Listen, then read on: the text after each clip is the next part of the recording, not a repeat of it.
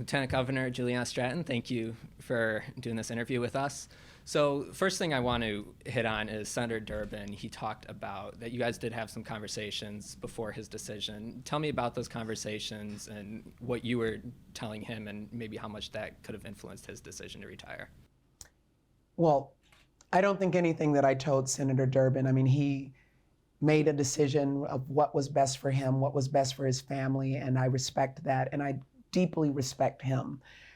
He's someone who has served our state admirably for decades. He is a true statesman, and he's somebody that, as I started off in elected office, he was very important to kicking off things as I ran for state representative. So I'm just very grateful for his leadership. The conversations that we had, while I won't go into specifics, was just making sure that he understood what my plans were and how much I respect his leadership. When did you first approach him? Well, I think he's always known that if he were to run again for re-election, that I would not run against him, but I let him know that, I mean, he's somebody that's been an advisor in so many ways throughout my political career, someone that I've looked to, both he and his wife, Loretta.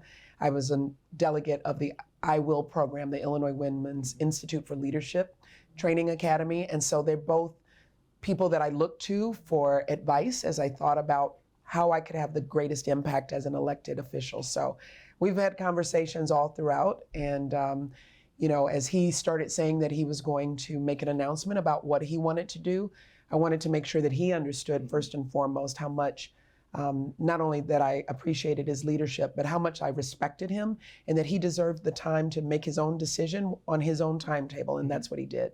Over these last 6 years, I've thought that Governor Pritzker's done a good job of, making you front and center of big decisions. He's given you a lot of credit for the accomplishments of your administration.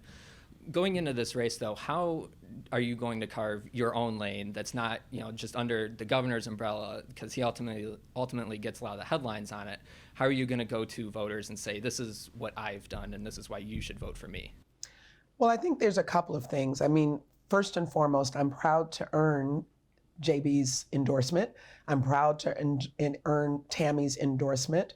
Both of those endorsements from the governor of the state of Illinois and currently our junior senator, but soon to be our senior senator in the United States Senate, are incredibly important as we sort of hit the ground running with this campaign.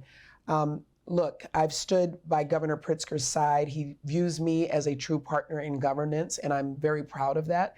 And I think that the people of Illinois right now are focused on the contrast between what we've been able to get done in Illinois and the chaos that's coming out of Washington, D.C.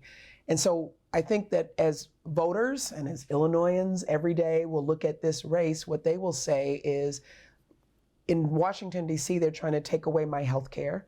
In Washington, D.C., they said prices would come down, but they've actually gone up. In Washington, D.C., they're threatening to take away Social Security, and the trade wars that Donald Trump started are impacting me as an everyday Illinoisan and an everyday working family by prices going up, et cetera. And they're also impacting our agricultural communities.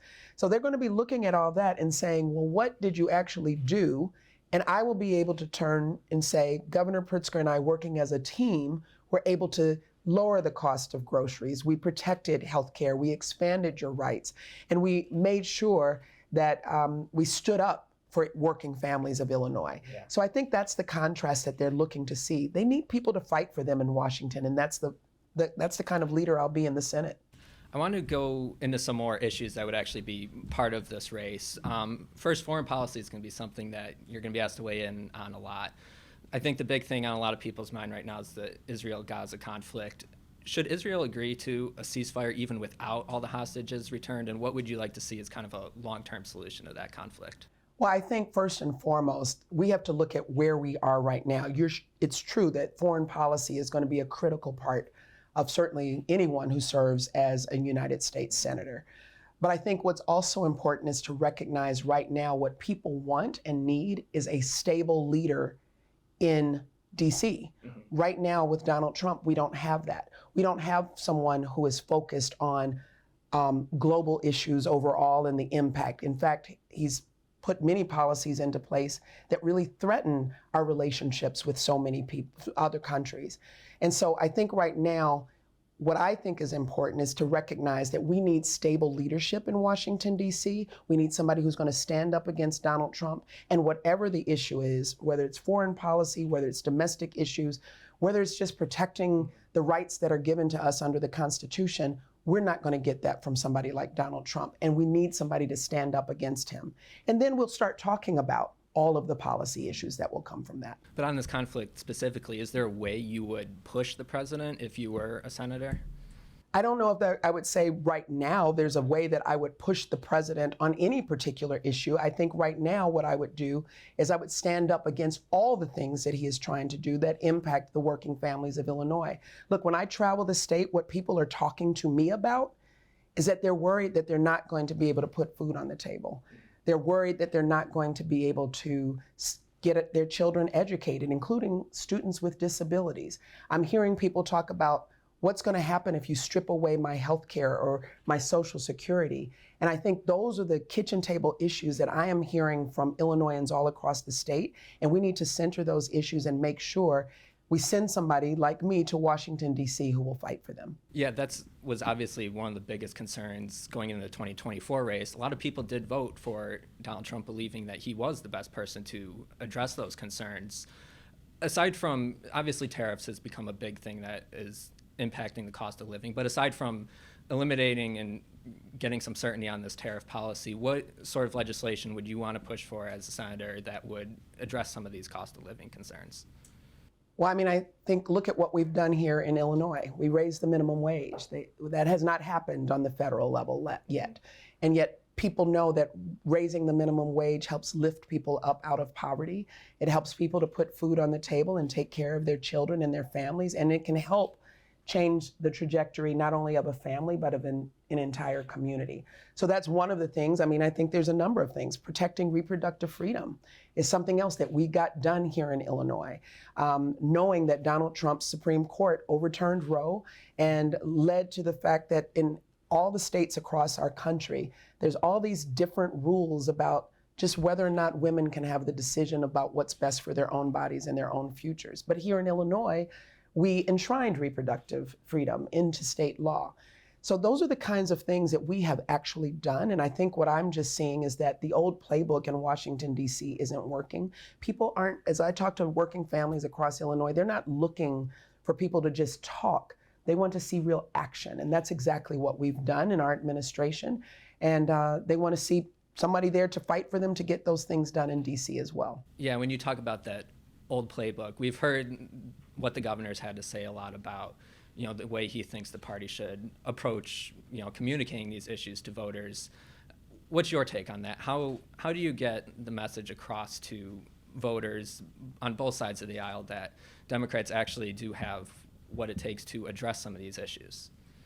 I think, first of all, we're seeing people all across Illinois, you know, who are standing up and making their voices heard. I mean, these hands-off protests that are taking place where people are saying, hands off my health care, hands off our democracy, hands off Social Security, hands off our education. They thought that they were going to, I mean, I'm talking about in rural communities all across our state where I've talked to people saying, we thought only a couple of hundred people were going to come out and there were 2,000 people.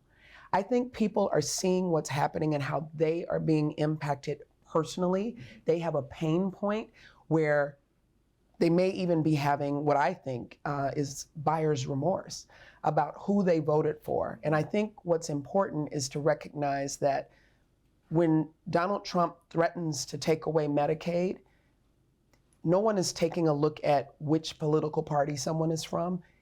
They're just going to take away your health care.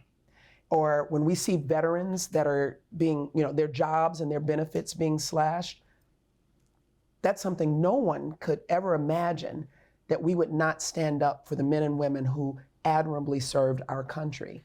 When we talk about education and trying to educate your children and, you know, cuts to Title I funding or, you know, cuts to, IEPs or 504 plan students with disabilities and cuts to resources to help them, nobody's going to say, who did you vote for? Nobody's going to say, where do you stand on the political spectrum?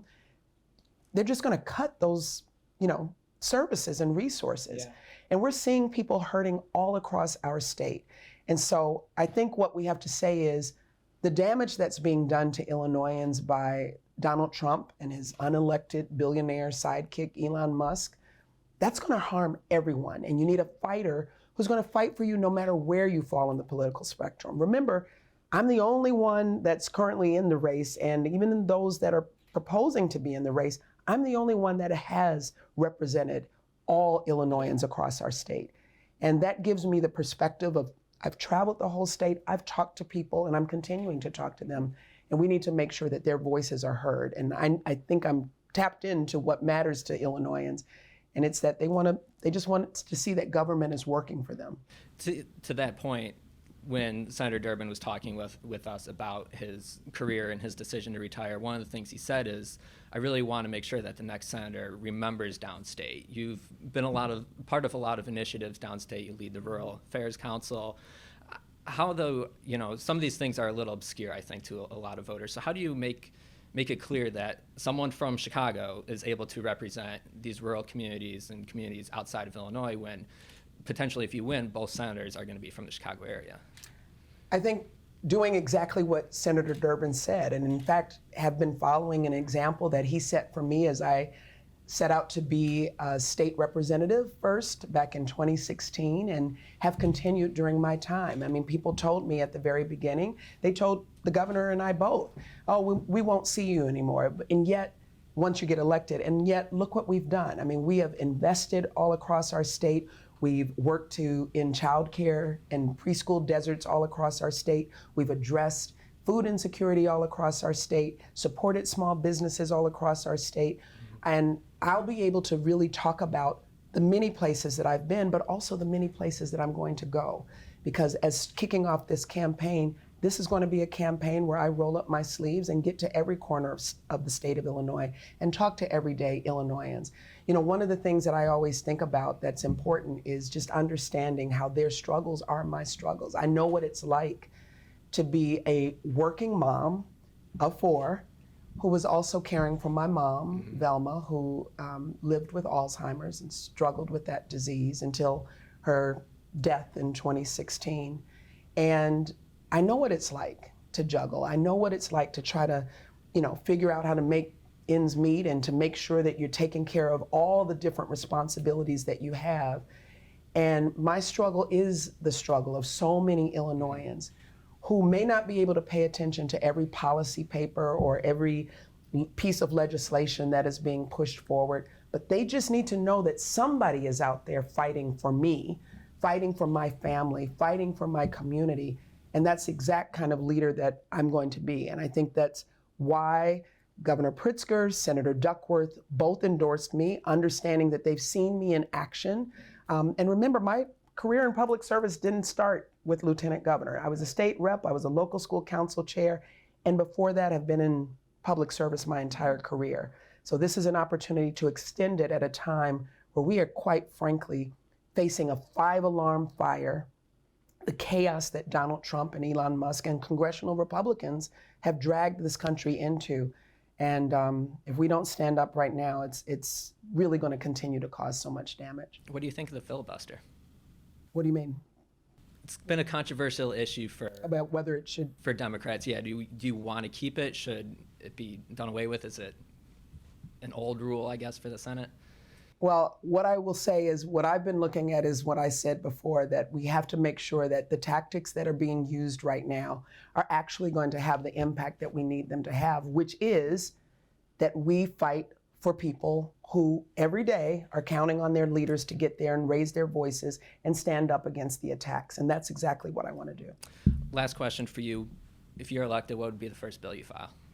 I don't know. I think there's so many policy conversations that are happening. I think it's really important to open up access to opportunity for Illinoisans across our state, both economic opportunity as well as educational opportunity. We have to protect healthcare, and there's so much that I think is important from a policy standpoint, but I'm going to be 100% frank with you. If we don't get in there and stop the damage that is happening right now, we won't even get to a lot of those issues. And I think right now what I am hearing directly from Illinoisans is we want to know that you're going to fight. And I know sometimes people hear that and it sounds very broad, but I do think that this is a moment. I do believe it's why people are getting into the streets and they're raising their voices and they're getting their signs and saying, we're going to protest and we're going to mobilize and we're going to organize.